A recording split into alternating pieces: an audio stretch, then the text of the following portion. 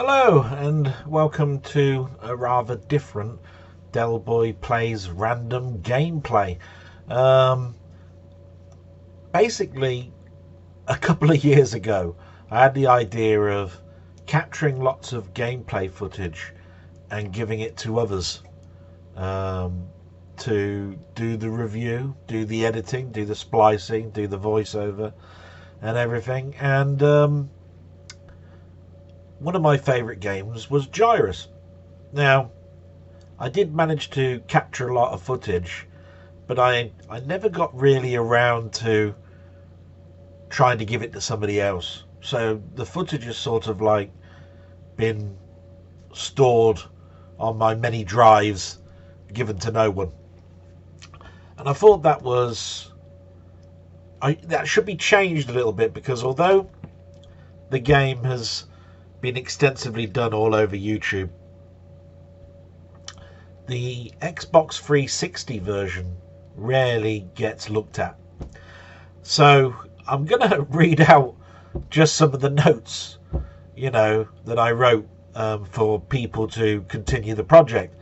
So, Gyruss, what is it? Detail for the arcade version. Developed by Konami. Publishers worldwide by Konami, but in USA and Europe it was Century. Designer is Yoshiki Okamoto. Programmer is Toshio Arima. Artist is Hideki Oyama.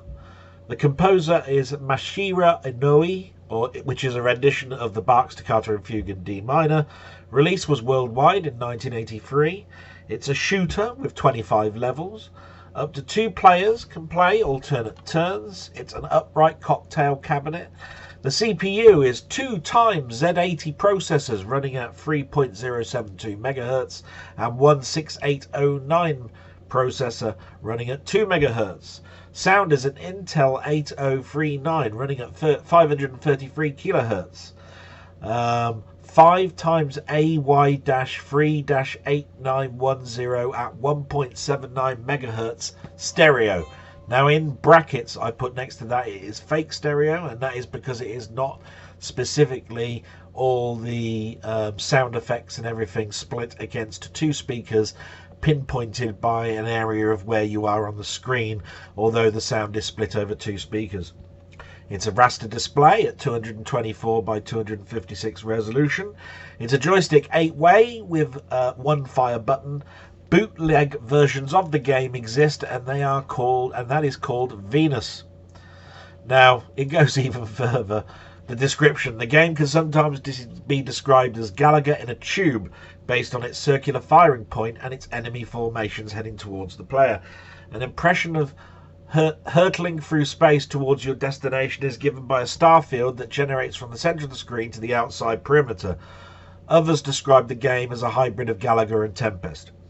You start the game with 2 warps to Neptune, and after completing 2 waves of enemies, you are given a challenge bonus stage of 40 enemies to destroy. Your ship is then seen heading towards the planet, and the cycle begins again, this time with 3 warps to Saturn. The cycle repeats for all of the planets in the game, which are Neptune, Uranus, Saturn, Jupiter, Mars, and ending up with Earth. After completing the Earth bonus stage, you are presented with 3 warps to Neptune, and the cycle begins again. Little bit of trivia: although many players believe it is impossible to actually reach Earth, it is possible and occurs on level 25.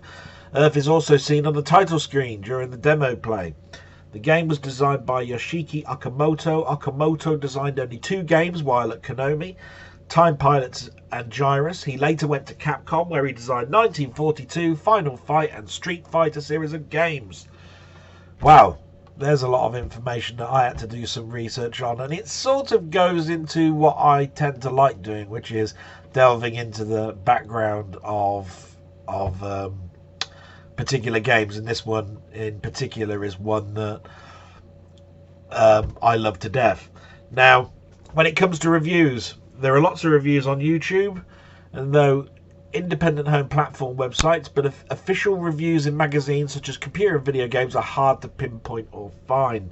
An article on the C64 version of Gyruss was published in issue 3 of Zap magazine, but was not an actual review by the whole team. Julian Rignall rated the game as follows: graphics 81%, sound 96%, arcade feel 90%, accuracy 92%. God knows what he means by accuracy. It was the arcade game. God.